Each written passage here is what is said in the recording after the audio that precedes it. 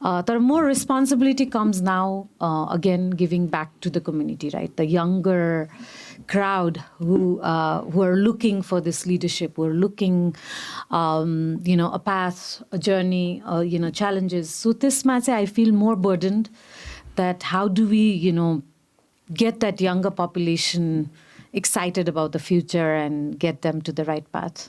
Fair enough. And also you're paving the way भन्ने एउटा feeling आउँछ कि आउँदैन? Of course. You're paving the way.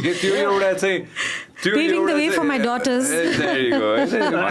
For our daughters. Yes, of course. We all have daughters. Yeah, exactly. Yeah.